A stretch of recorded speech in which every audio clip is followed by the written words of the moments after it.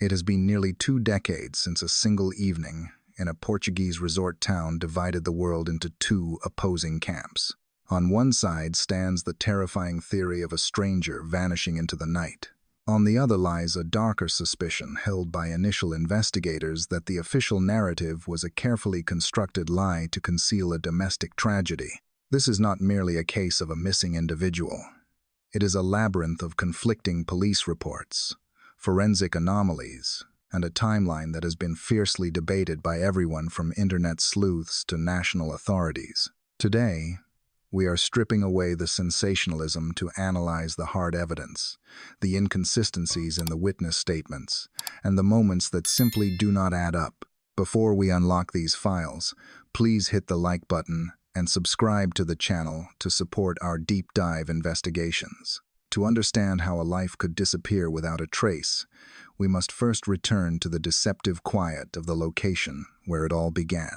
The story begins not with the chaos of a police investigation, but with the deceptive calm of a holiday destination that would soon become the center of a global media storm. It was May 3rd, 2007, in the seaside town of Praia da Luz, located on the Algarve coast of Portugal.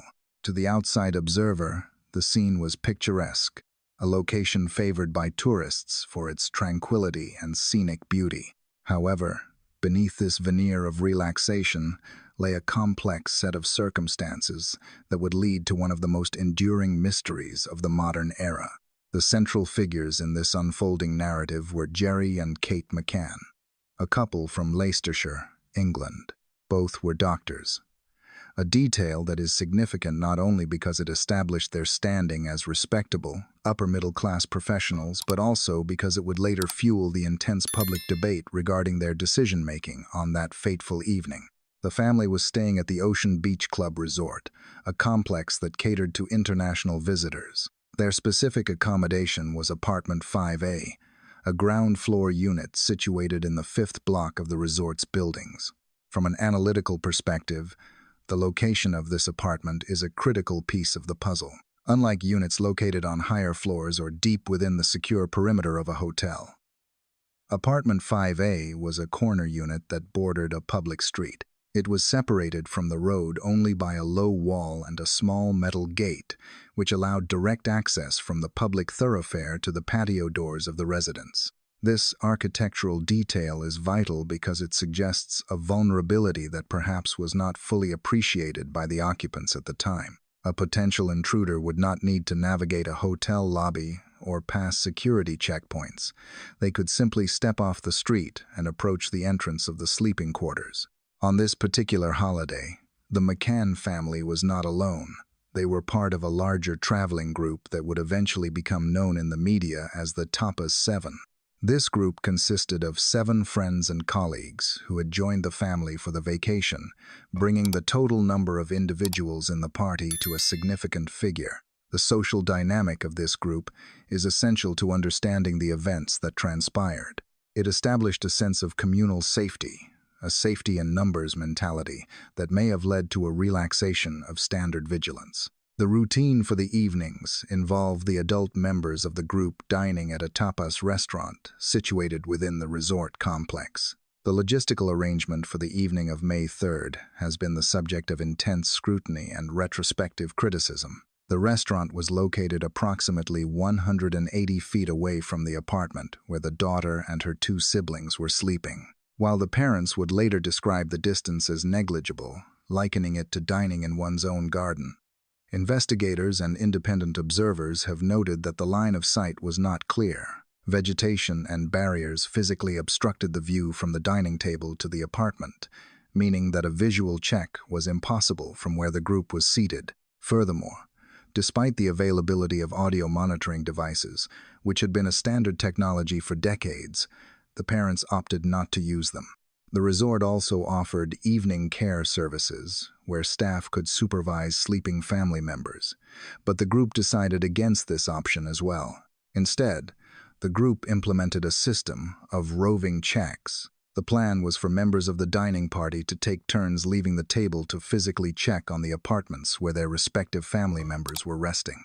Initially, the father, Jerry McCann, stated that these checks were intended to occur every 15 minutes. This system relies heavily on the assumption that a brief visual inspection is sufficient to ensure safety. However, critics argue that this method leaves significant windows of time intervals where the apartment is entirely unmonitored and vulnerable. In a ground-floor apartment with access to a public road, a window of even a few minutes is more than enough for an unauthorized individual to enter and exit unseen. The atmosphere that night was described as jovial and relaxed. The group arrived at the Tapas bar at 8:30 post-meridian. The first check was conducted by the father at 5 minutes past 9 post-meridian, roughly 35 minutes after they had arrived. He reported that all was well and that the daughter and her siblings were asleep. However, he noted a detail that would later become significant. The door to the bedroom was slightly open or ajar. This small detail raises questions about the security of the room. Was the door left open for air circulation, or had it been manipulated? Another member of the group, Jane Tanner, left the table shortly after to check on her own family members. Her testimony introduces the first major point of contention in the timeline.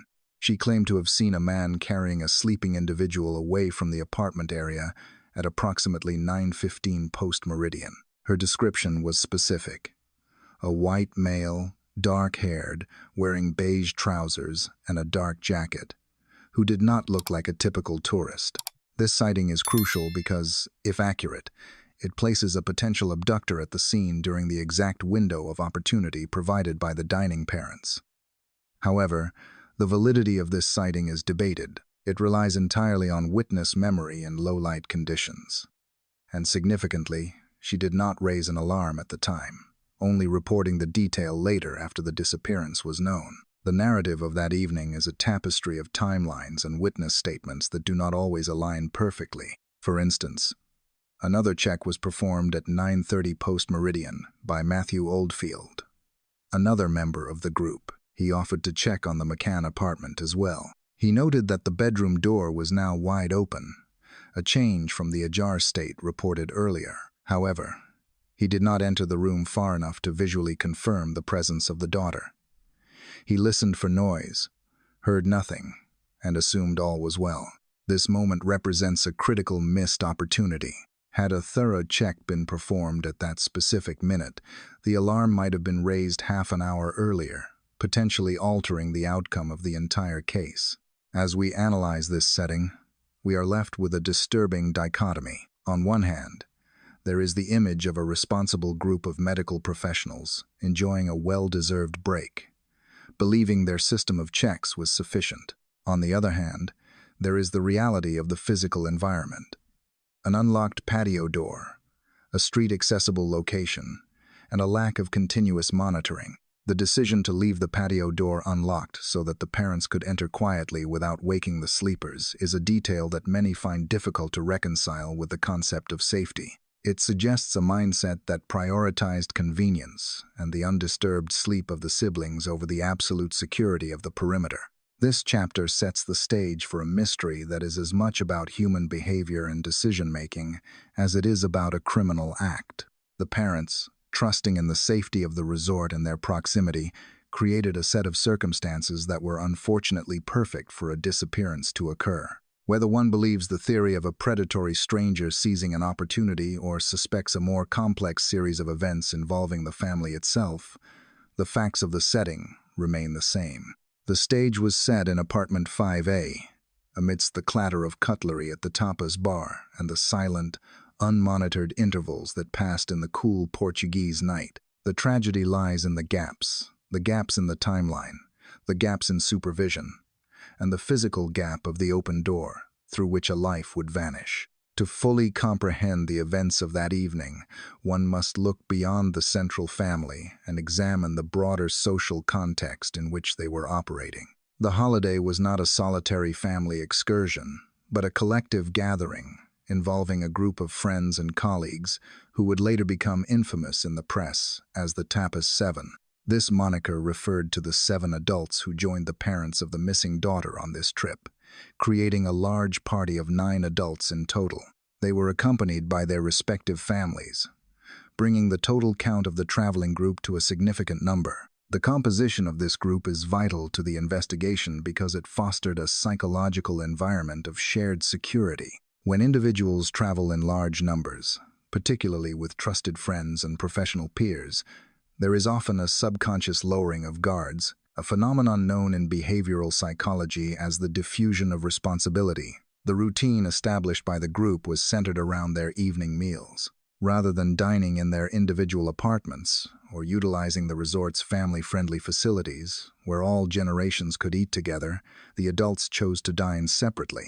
Every evening, they congregated at the open-air Tapas restaurant located within the Ocean Club complex. This venue was chosen for its proximity to the apartments, specifically apartment 5A, where the missing daughter and her siblings lay sleeping.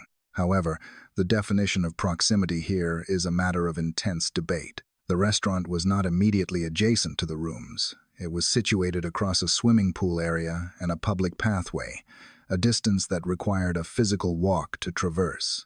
A critical point of analysis, in this case, revolves around the conscious decisions made regarding supervision. The resort offered professional evening care services, a facility where the younger members of the group could have been watched by qualified staff in a secure environment. Additionally, the option of hiring a private sitter to remain in the apartment was available.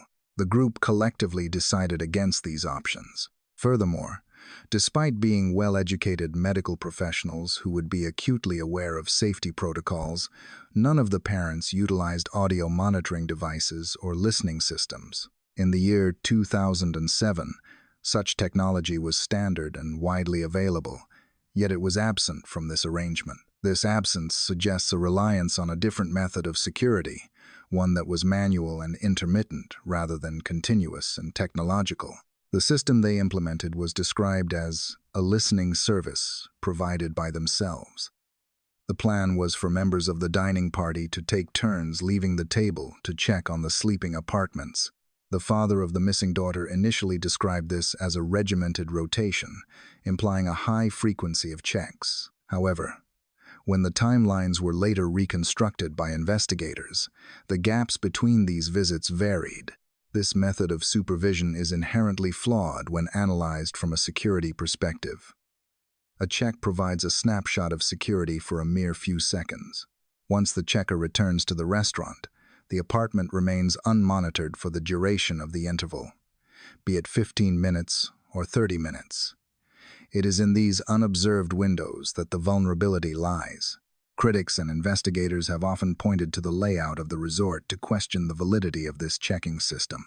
The parents claimed that the distance from the restaurant to the apartment was short, implying that they were practically dining in their own backyard. However, independent verifications and site visits have shown that the line of sight was compromised. A person seated at the tapas bar could not see the entrance to the apartment or the window due to the presence of walls, vegetation, and the cover of the restaurant's patio area. Therefore, visual confirmation of safety was impossible without physically leaving the table and walking the distance. This contradicts the notion that they were keeping a close eye on the rooms from their dining location. The decision to leave the patio doors unlocked is another facet of the group dynamic that warrants scrutiny. To facilitate these checks without the noise of keys or the hassle of the front door, the rear entry was left accessible. This convenience for the adults arguably created an opportunity for unauthorized access. It reflects a mindset where the convenience of the checking routine was prioritized over the absolute hardening of the target. The group likely felt that their frequent presence in the area acted as a deterrent, assuming that a potential perpetrator would be scared off by the coming and going of adults. This assumption, however, fails to account for the possibility of an observer watching the pattern and timing the intervals between checks. From a sociological perspective, the behavior of the group can be seen as a form of confirmation bias. Because nothing untoward had happened on the previous nights of the holiday, they assumed their system was safe. This false sense of security is common in resort environments, where the manicured gardens and polite staff create an illusion of a sanctuary isolated from the dangers of the outside world. They failed to acknowledge that the public road running alongside the apartment was an open artery connecting their private holiday bubble with the general population, including anyone with malicious intent who might be passing by. The dynamic at the dinner table that night was reported to be jovial, filled with conversation and the consumption of wine. While it is not a crime to enjoy a holiday meal, the consumption of alcohol does impact reaction times and cognitive sharpness. If a check was performed by someone who had been drinking, their ability to notice subtle changes in the room, such as a slightly moved curtain or a door that was wider open than before, might be diminished. The reliance on this collective checking system meant that the safety of the sleeping individuals was entirely dependent on the diligence and sobriety of the person whose turn it was to walk the path. Ultimately, the tragedy that unfolded cannot be separated from these choices. The refusal of professional care, the rejection of electronic monitoring, and the reliance on a fallible human rotation system created a specific set of conditions. It was a high-risk strategy masquerading as a responsible routine.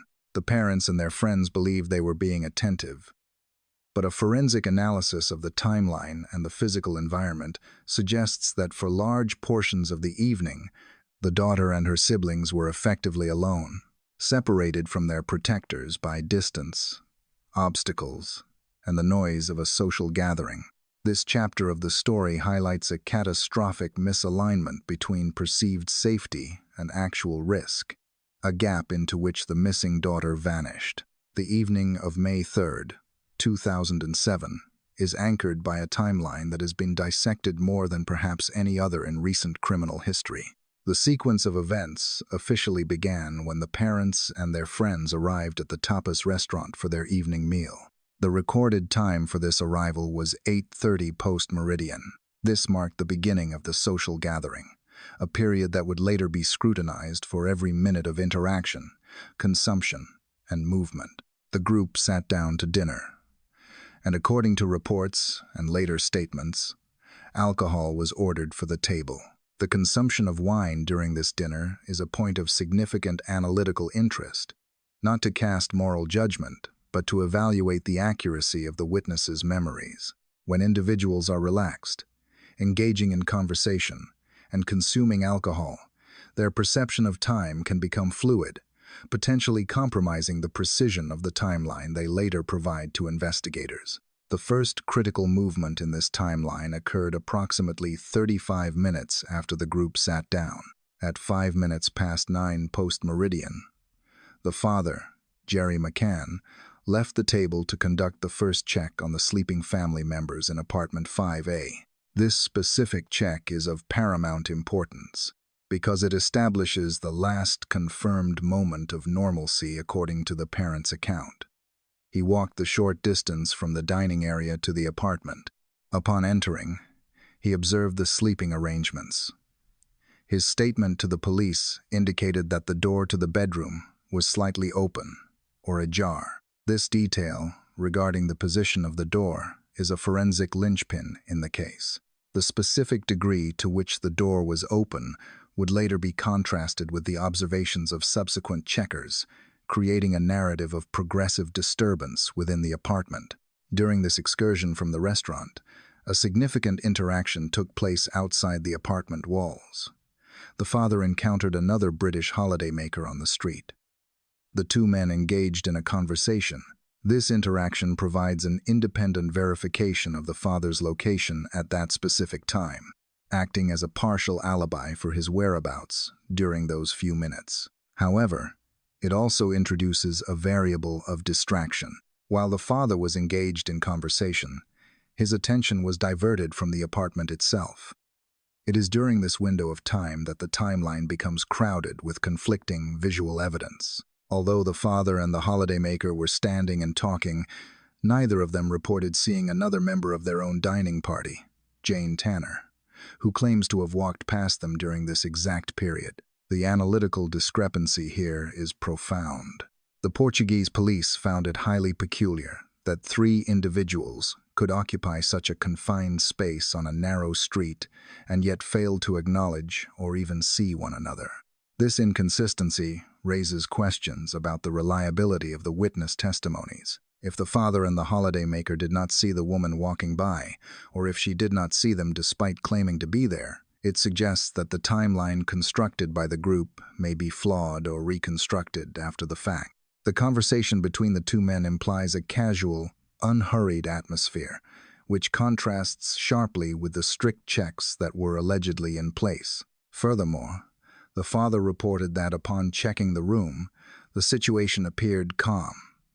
He noted nothing amiss, other than the door being slightly ajar. He did not physically enter the room far enough to scrutinize every corner, but satisfied himself with a visual confirmation that the situation was stable. This check, at 5 minutes past 9 post-meridian, effectively cleared the timeline up to that point, implying that whatever event led to the disappearance had not yet occurred, or at least had not yet been discovered. From an investigative standpoint, the 35-minute gap between their arrival at dinner and this first check is also noteworthy. The initial plan was described as involving regular checks, yet more than half an hour passed before the first one was executed. This delay challenges the narrative of a tightly monitored situation. If an intruder had been watching the apartment, this initial long interval provided a substantial window of opportunity, a period of silence and lack of observation that was significantly longer than the subsequent intervals reported. The rigidity of the timeline provided by the group has often been cited as a defense of their actions. But a forensic examination of the minutes reveals elasticity. The combination of social distraction, the consumption of alcohol, and the contradictory sightings of individuals in the street creates a fog over the events of that hour. The father returned to the restaurant believing his family was safe, unaware that the clock was ticking down to a discovery that would shatter the tranquility of the evening. The discrepancy between the ajar door he saw and the wide-open door reported later would become one of the few physical clues pointing to the movement of an unknown person or the staging of a scene within the silent apartment. The investigation into the disappearance soon found a focal point in the testimony of Jane Tanner, a member of the dining group known as the Tapas Seven. Her account provided the first tangible lead regarding a potential perpetrator. Yet it also introduced a layer of complexity and contradiction that has baffled investigators for years. According to the timeline constructed by the group, Jane Tanner left the Tapas restaurant to check on her own daughter approximately 5 minutes before the father of the missing girl, Jerry McCann, departed for his own check. This seemingly mundane logistical detail places her in the immediate vicinity of apartment 5A during the most critical window of the evening.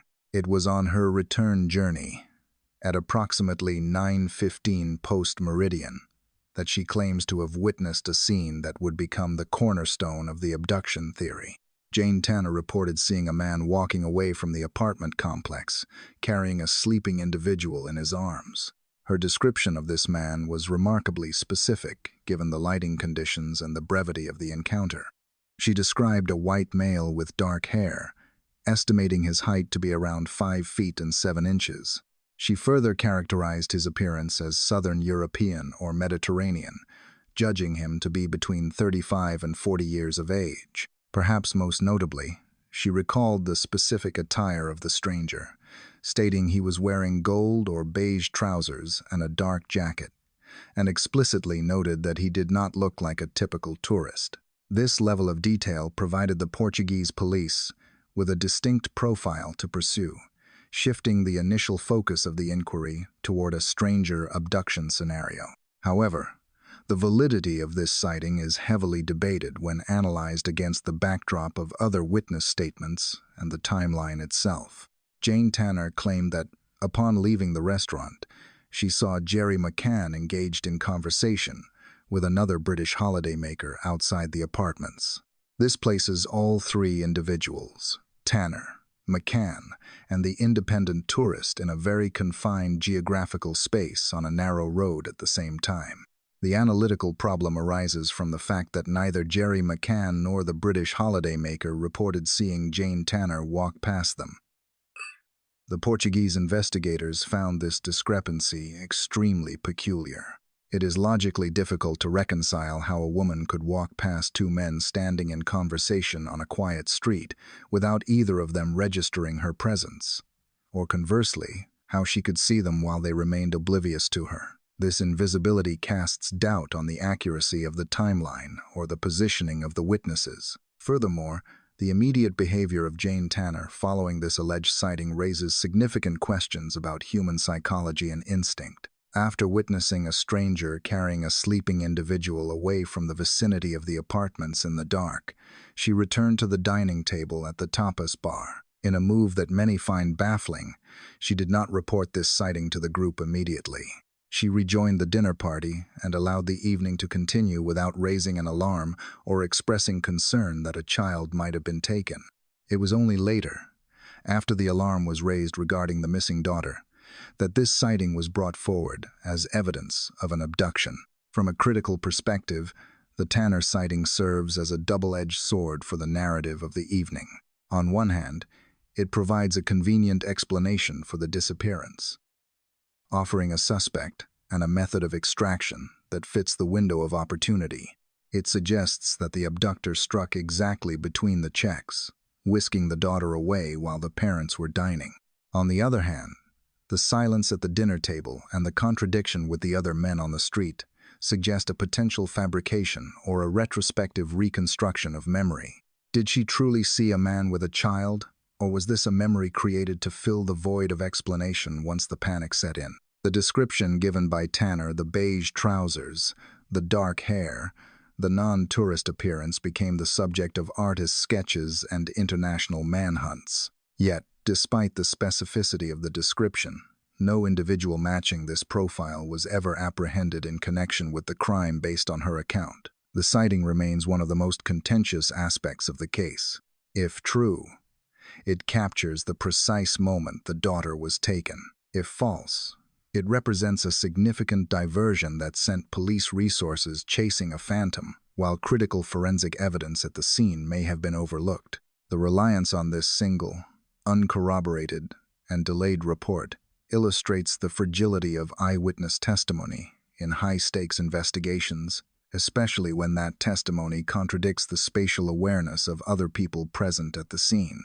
The investigation into the events of May 3rd took a complex turn when investigators began to layer the various witness statements against one another, revealing a fractured narrative rather than a cohesive timeline. While the testimony regarding the man seen by Jane Tanner provided a convenient profile of a stranger, it stood in stark contrast to other accounts and the physical realities of the location. This chapter delves into the existence of a second significant sighting and the paradox of the invisible witness that has plagued the credibility of the initial timeline.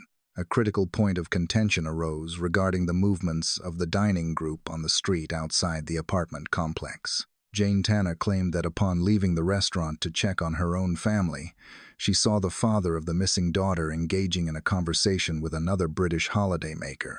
This placement was vital as it established her presence in the timeline relative to the father. However, when Portuguese police interviewed the father and the British tourist, a glaring inconsistency emerged. Neither the father nor the independent holidaymaker reported seeing Jane Tanner pass by them. The police found this detail particularly peculiar given the spatial constraints of the scene. The area in question was a narrow street where three adults would almost certainly have acknowledged one another, or at the very least, been visible to one another. This created a vanishing man paradox. How could Jane Tanner see two men who, in turn, did not see her, despite all occupying the same small physical space at the same moment? This discrepancy casts a shadow of doubt over the reliability of the Tanner sighting. If her placement in the street was unnoticed by the very people she claimed to see, it raises the analytical question of whether her subsequent observation of an abductor was an accurate recollection or a confusion of events. The investigation was further complicated by a second, distinct sighting that contradicted the profile Jane Tanner had provided. This second narrative, often referred to in investigative circles as the Smith sighting, introduced a completely different timeline and suspect profile. Witnesses reported seeing a man carrying a sleeping individual heading away from the apartment complex, but the direction of travel was different. While Tanner described a man moving in one direction, this second sighting placed a man walking toward the beach area later in the evening. The description of the individual in this second sighting did not match the Mediterranean stranger with the dark jacket and beige trousers described by Tanner. Instead, the witnesses to this second event stated they were sure the man they saw walking toward the ocean with a sleeping individual was the father, Jerry McCann. The implications of these conflicting narratives are profound. The Tanner sighting describes a stranger, fitting the theory of an opportunistic abduction that occurred during a brief window of non-supervision. In contrast, the sighting of a man resembling the father walking toward the beach suggests a scenario that implicates the family or indicates a different sequence of events entirely. The existence of these two opposing eyewitness accounts forced investigators to choose which narrative was more credible. The description given by Tanner of a man who did not look like a tourist was specific and detailed, yet the failure of her friends to corroborate her presence on the street weakens its evidentiary value. Conversely, the identification of the father by other witnesses introduces a disturbing possibility that challenges the group's entire timeline. Furthermore, the timing of these sightings creates a logistical conflict. If the Tanner sighting at approximately 9:15 post-meridian is accepted as the moment of abduction, then the subsequent sighting of a man heading to the beach later that night must either be a case of mistaken identity or a completely unrelated event. However, if the sighting of the man heading to the beach is accurate, it nullifies the Tanner timeline and suggests that the movement of the missing daughter occurred much later than the parents claimed. From a news reporting perspective, it is essential to highlight that eyewitness testimony is often fallible, malleable, and subject to external influence. However, the divergence here is not merely about the color of a shirt or the height of a suspect. It is a fundamental disagreement about the identity of the person carrying the missing individual. One witness describes a stranger. Others describe the father. One places the event during dinner. The others place it later. This clash of narratives suggests that either there were two men carrying sleeping individuals through the streets of Praia da Luz that night, a statistical improbability, or that one of the narratives is fundamentally incorrect. The inability to reconcile the Smithman with the Tannerman remains one of the most significant hurdles in establishing a definitive version of the truth, leaving the public and the authorities divided on whether they were hunting a phantom stranger or ignoring a suspect closer to home. The turning point of the entire case occurred at exactly 10 post-meridian. This was the moment the routine of the evening was shattered, transitioning from a holiday dinner to a high-stakes emergency. Kate McCann rose from the table at the Tapas restaurant to conduct her check on the sleeping family members in apartment 5A. According to the timeline established by the group, this followed the earlier check by Matthew Oldfield, who had listened at the door but had not visually confirmed the presence of the daughter inside. As the mother approached the apartment, she entered through the sliding patio doors, which had been left unlocked for access. It was upon entering the living area that she noticed a significant change in the environment. According to her statement, she observed that the door to the bedroom, which the father had reported as being slightly ajar earlier in the evening, was now standing wide open. This discrepancy in the positioning of the door is the first physical indicator that the state of the apartment had been altered between the checks. As she moved into the room to investigate, a gust of air reportedly slammed the door shut, leading her to discover that the window and the exterior shutters, which had been closed when they left, were now open. This specific detail regarding the shutters is crucial. The parents would later maintain that the shutters could only be opened from the inside or with significant effort from the outside, a fact used to support the theory of an intruder. Upon looking at the bed, the mother realized that the daughter was not there. The only items remaining on the bed were the soft toy known as Cuddle Cat and the blanket the daughter had been sleeping in. The twin siblings, sleeping in travel cots nearby, remained asleep and undisturbed. What happened next is a subject of intense behavioral analysis. Instead of searching the apartment, checking bathrooms, under beds, or cupboards for a wandering family member. The mother immediately ran back to the restaurant. The specific words shouted by Kate McCann as she returned to the table have become a focal point for investigators and skeptics alike. While some initial reports suggested she shouted that the daughter was gone, the overwhelming majority of witness statements confirm that she ran back screaming, "They have taken her." This choice of phrasing is analytically significant. In the initial moments of realizing a family member is missing, the common psychological response is to assume they have wandered off or are hiding, to immediately leap to the conclusion that they, an undefined group of villains, had taken. The individual suggests a predetermined fear or knowledge that an abduction was the only explanation. Independent corroboration of this reaction comes from a witness named Paul Moyes, who was staying in an apartment 2 floors directly above apartment 5A. He reported being on his balcony at the time of the alarm. He stated that he heard the mother scream a specific phrase, declaring that they have taken her. This statement further cements the immediate adoption of the abduction narrative within seconds of the discovery. Before any thorough search of the immediate area or the complex could be conducted, the crime was defined as a kidnapping. The reaction at the table was one of immediate panic. 10 minutes after the mother returned to the group, at 10 to 10 post-meridian, the father asked Matthew Oldfield to go to the resort reception to call the police. The official call to the Portuguese authorities was made at 10:30 post-meridian, 30 minutes after the discovery. The police arrived at the scene 40 minutes later. From a critical standpoint, the behavior displayed during these initial minutes is unconventional. The immediate assumption of a stranger abduction, without a preliminary search of the premises to rule out the possibility of the daughter waking up and wandering out, bypassed the standard logical progression of a missing person case.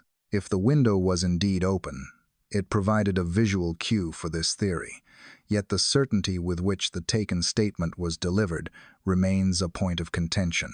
It established the framework for the entire investigation that followed. The authorities were looking for an abductor who had vanished into the night, rather than investigating a scene where a confused family member might have simply walked away.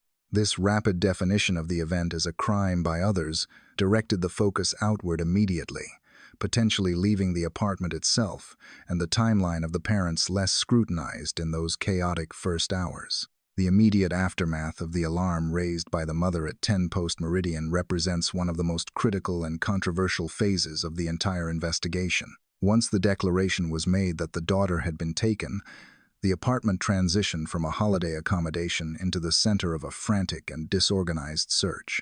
According to reports, in the time between the mother's return to the restaurant and the arrival of law enforcement, a multitude of individuals entered apartment 5A. This group included the parents, their dining companions, from the Tapas Seven, and staff from the resort. In their desperate attempt to locate the missing individual, they inadvertently trampled over what was, in effect, a potential crime scene. From a forensic standpoint, this period of unchecked access is catastrophic. The preservation of a crime scene is the first rule of investigation. The area must be sealed to protect delicate evidence such as fibers, hair, fingerprints, and DNA.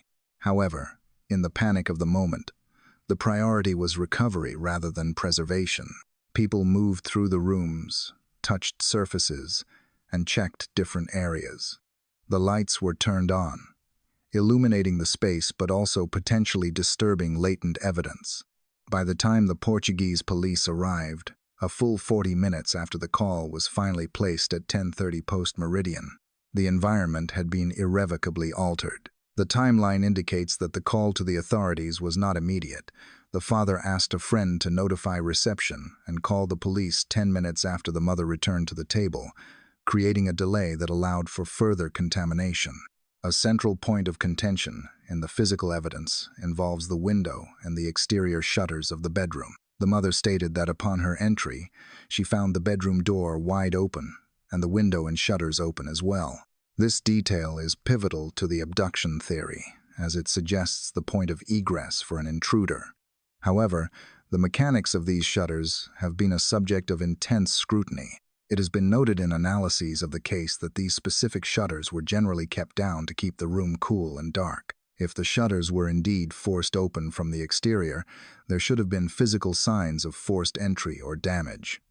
Yet the narrative often lacks definitive confirmation of such forensic markers. Conversely, if they were opened from the inside, it implies the perpetrator was already within the room, or that the scene was staged to look like a break-in. The state of the apartment became a battleground of conflicting interpretations. The parents insisted that the open window was proof of an intruder's exit. However, the lack of forensic evidence supporting a forced entry led investigators to question this narrative. If a stranger had entered through the window, they would have had to navigate the shutters.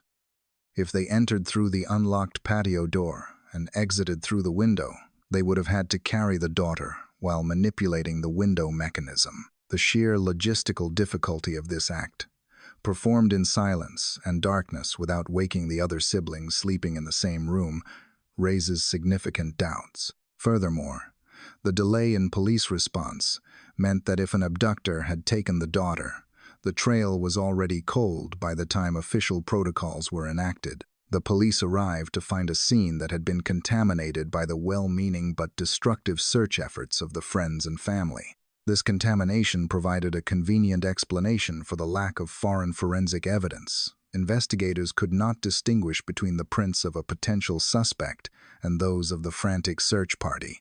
The failure to secure the scene immediately suggests a breakdown in protocol that haunts the case to this day. Had the apartment been sealed the moment the alarm was raised, the story told by the dust and fibers might have been very different. Instead, the narrative was allowed to be shaped by the chaotic actions of the initial responders, leaving a muddled picture that no amount of retrospective analysis can fully clarify. The open window remains a symbol of the case's ambiguity, an opening that could represent an escape route for a criminal or a staged element designed to mislead. The truth of what happened in those lost minutes before the police arrived is buried under the footprints of those who rushed in to help, forever compromising the ability to determine whether an intruder was ever there at all. In the inventory of items left behind in Apartment 5, one object stood out not for its monetary value, but for its emotional and forensic significance.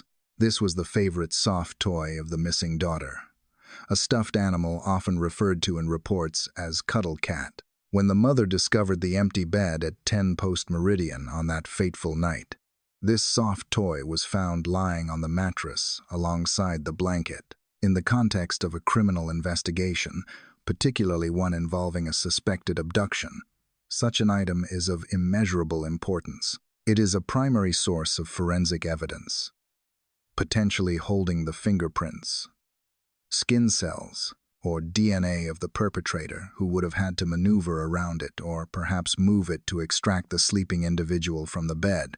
However, the handling of this critical piece of evidence represents another baffling procedural failure in the initial hours of the inquiry. Despite the arrival of the Portuguese police and the immediate classification of the scene as a crime site, the soft toy was not immediately seized or bagged for forensic analysis. It remained in the possession of the family. This oversight allowed for a chain of events that has generated significant controversy and analytical debate regarding the preservation of evidence versus the coping mechanisms of a grieving parent. According to the files and subsequent discussions surrounding the case, a decision was made by the mother regarding this soft toy that defies standard investigative logic. In the days following the disappearance, the mother reportedly took the soft toy and washed it. The source material specifically notes the allegation that it was washed with bleach or strong cleaning agents.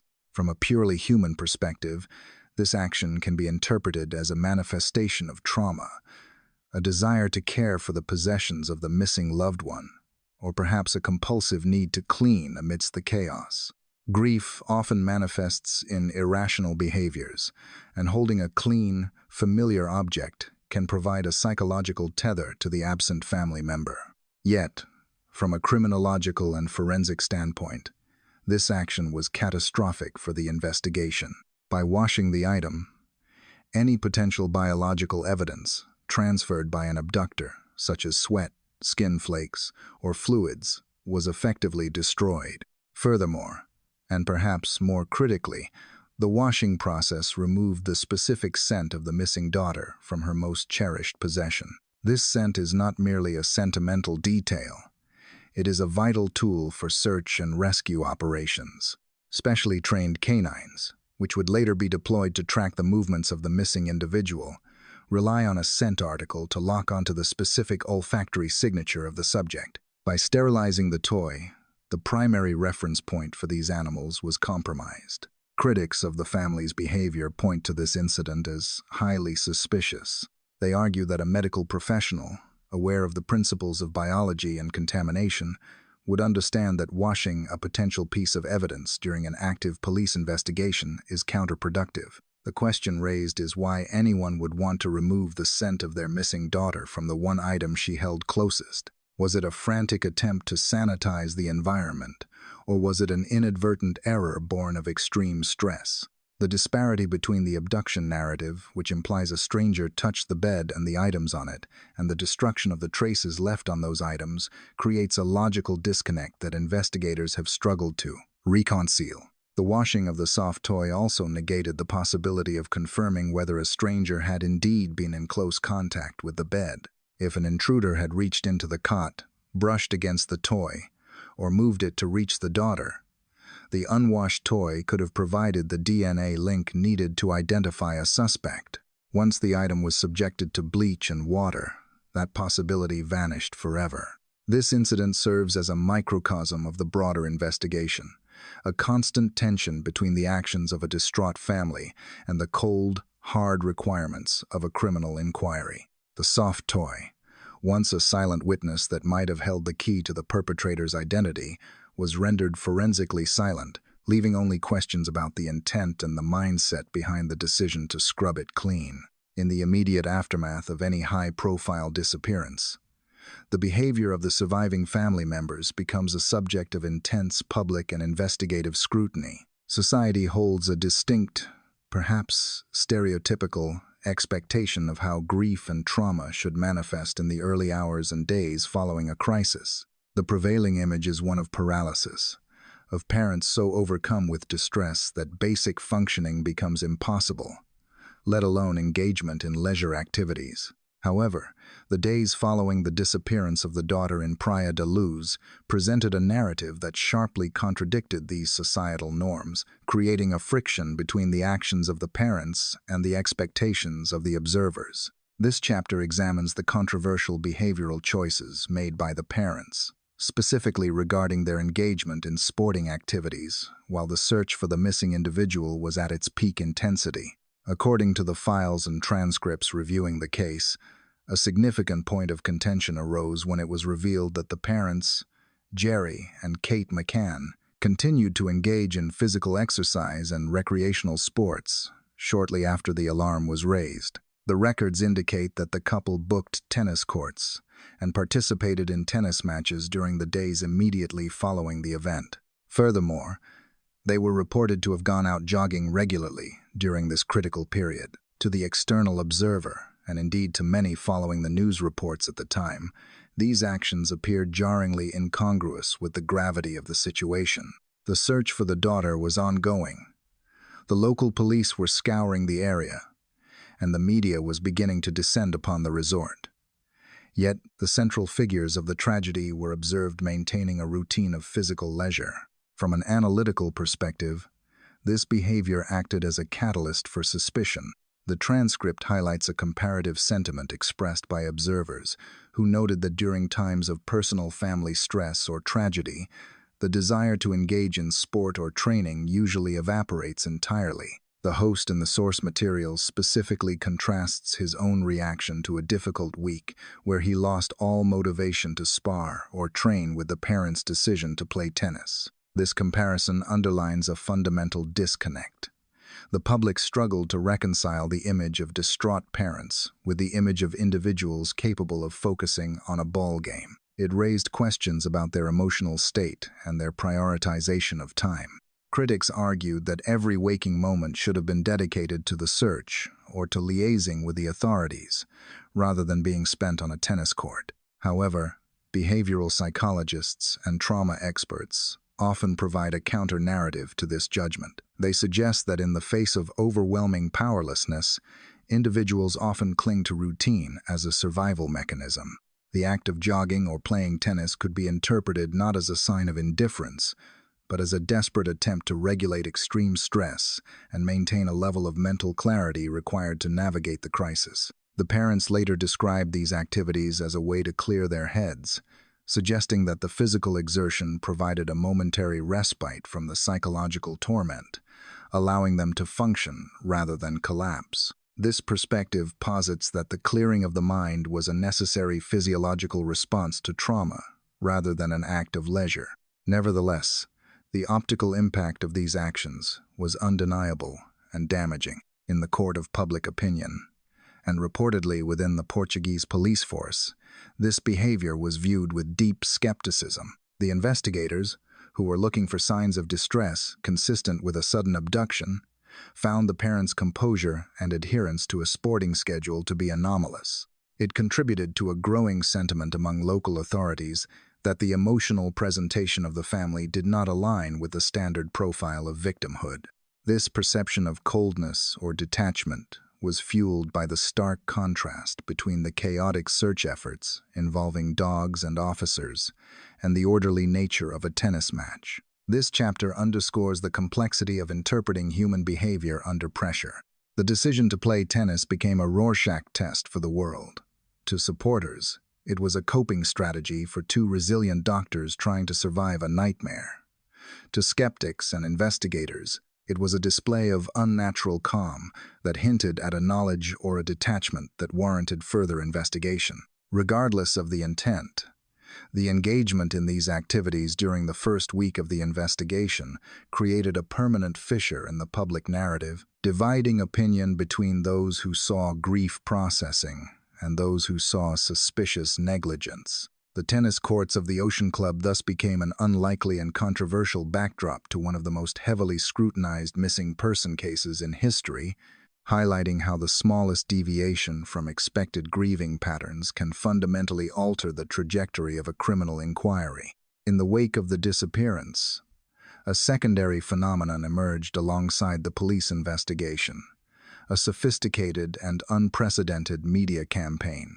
Within days of the event, while the search for the missing daughter was still in its frantic initial phase, the parents took the step of engaging a public relations firm. This decision has been highlighted by observers as a significant behavioral anomaly.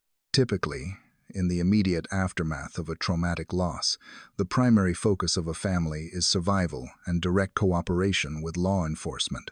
The swift move to hire professional reputation managers and media strategists suggests a level of foresight and tactical planning that seemed incongruous with the paralyzing grief expected in such scenarios. The strategy employed was to keep the image of the missing individual in the global consciousness, a tactic that successfully mobilized international awareness. However, this media saturation had a complex side effect. It placed the parents under a microscope, where every facial expression and decision was analyzed by millions. Critics argue that the hiring of a public relations firm so early in the timeline indicated a desire to control the narrative rather than simply assist in the search. This control of information created a barrier between the raw facts of the case and the public perception, leading to a polarization of opinion that persists to this day. The media campaign became a shield, deflecting the more intrusive questions regarding the timeline and the lack of physical evidence of an abduction, while simultaneously pressuring the Portuguese authorities to conform to the abduction theory favored by the British press. Chapter 11. The Canines and the Scent. Perhaps the most compelling forensic challenge to the abduction narrative arrived in the form of specialized search canines brought in to examine the scene. These were not ordinary police dogs, but highly trained animals. One specifically trained to detect human blood, and another trained as a cadaver dog to detect the scent of human decomposition. The deployment of these animals introduced a scientific, albeit interpretive, element to the investigation. When the dogs were introduced to apartment 5A, their reactions were stark and specific. Both the blood detection dog and the cadaver dog alerted to specific areas within the apartment, most notably behind the sofa, in the living area, and inside a cupboard in the parents' bedroom. The significance of these alerts cannot be overstated. These animals had been taken through every apartment in the block, including those of the other members of the dining group, and had not alerted in any other location. The fact that they only signaled the presence of blood and decomposition in the specific apartment from which the daughter vanished is a statistical anomaly that demands explanation. While the reliability of such canines is not absolute, ranging between 50 and 90% accuracy, the dual alert by two different dogs in the same specific zones suggests that biological material associated with death or injury had been present. This evidence directly contradicts the theory of a clean abduction, where a stranger entered and exited without leaving a trace. It forces the investigation to consider the possibility that a fatal event occurred within the walls of the apartment itself, a scenario that the parents have vehemently denied. The forensic trail indicated by the canines did not end at the apartment door. In a development that widened the scope of suspicion, the dogs also alerted to the rental vehicle hired by the parents. This alert is particularly confounding because the vehicle was not rented immediately. It was hired weeks after the disappearance of the daughter. The implication of a positive cadaver alert in a car rented 20-odd days after the event suggests a timeline that involves the movement of remains long after the initial police search had begun. This leads to a logistical and grim hypothesis, explored by some investigators, that the remains of the missing individual might have been moved. However, for this theory to hold weight, one must accept a series of extraordinary circumstances. It would require the parents, who were under the intense scrutiny of the world's media and constantly watched by the public, to retrieve a deceased individual from a hiding place, transport it to a vehicle, and dispose of it without being seen. The complexities involved in keeping a body concealed and preserved for weeks in a warm climate, followed by a high-risk transport, seem almost insurmountable. Yet, the canine alert remains a stubborn fact on the file. It is a piece of intelligence that implies a connection between the deceased and the vehicle, a connection that no abduction theory has successfully explained. While the focus of the investigation has rightly been on the missing daughter, the status of the two siblings who remained in the apartment offers a disturbing insight into the environment of that night. Throughout the entire ordeal, the initial discovery, the screams of the mother, the arrival of friends, the turning on of lights, and the subsequent police search, the twin siblings did not wake up. They slept through a chaotic scene that would undoubtedly have roused any typical sleeper. This unnatural depth of sleep raised immediate questions among the investigators and medical observers. The suspicion arose that the children may have been chemically aided to sleep. The file references speculation regarding the use of sedatives or common medicinal syrups to ensure the children slept through the evening while the parents dined. While there is no hard toxicological evidence to prove the administration of sedatives, the circumstantial evidence of their unresponsiveness is powerful. If the children were indeed sedated, it fundamentally changes the nature of the negligence involved. It led to speculation regarding whether the children might have been deeply asleep due to some form of aid, though this has never been proven. Furthermore, if the missing daughter had also been sedated but reacted adversely to the medication, it provides a potential mechanism for an accidental death, a theory that aligns with the canine alerts for a cadaver, but conflicts with the abduction narrative. The silence of the siblings that night remains one of the most unsettling silences in the entire case. The investigation was marred by a profound conflict between the Portuguese authorities and the British contingent. The Portuguese police, led by their initial investigators, operated under the growing suspicion that the parents were involved in the disappearance. This culminated in the parents being declared arguidos, or formal suspects, a status that allowed the police to ask more direct and incriminatory questions. This legal categorization was a significant escalation, shifting the case from a search for a missing person to a potential homicide inquiry involving the guardians. However, this perspective was met with fierce resistance from the British media and political establishment. The narrative in the United Kingdom largely painted the Portuguese police as incompetent and the parents as victims of a foreign legal system. This clash of jurisdictions was not just legal but cultural. The Portuguese approach, which relied heavily on the forensic inconsistencies and behavioral profiling, clashed with the British expectation of a stranger danger scenario. The result was a disjointed investigation where international cooperation was hampered by mutual distrust. The friction between the two forces meant that crucial leads may have been lost in translation, and the objectivity required to solve such a complex case was sacrificed on the altar of national pride and diplomatic pressure. Nearly 2 decades later, the disappearance of the daughter remains an open wound. The case is defined not by what is known, but by the chasm between two prevailing theories. On one side stands the abduction theory, supported by the sketches of the Tanner suspect, and later, the identification of a German prisoner, Christian Bruckner, as a prime suspect by German authorities. This theory relies on the premise of a predatory stranger seizing a moment of vulnerability. On the other side is the theory of a cover-up, supported by the canine alerts, the behavioral anomalies, and the inconsistencies in the timeline provided by the dining group. The file suggests that the world remains split on this issue. There is no middle ground. Either a stranger committed a heinous act, or the investigation has failed to uncover the full complexity of the circumstances surrounding the family. The exhaustive reviews, the millions of pounds spent on operations, and the relentless media coverage have failed to produce the one thing that matters: the daughter herself.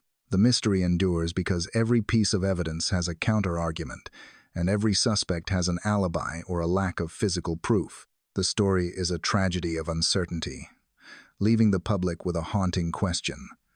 Can we trust the narrative we have been told, or is the truth hidden in the silence of that apartment? This brings us to the end of our deep dive into the files and the timeline of this perplexingly tragic case. We have walked through the inconsistencies, the forensic alerts, and the behavioral oddities that continue to divide opinion across the globe. As we close this file, the question of what truly happened on that evening in May remains unanswered. Was it a crime of opportunity by a stranger, or a tragedy concealed by those closest to the center? We invite you to weigh the evidence presented, look at the timelines, and form your own conclusions. Thank you for joining us in this analysis. If you found this breakdown valuable, please support our channel to help us continue bringing you these detailed investigations. Until next time, stay safe and keep questioning the narrative.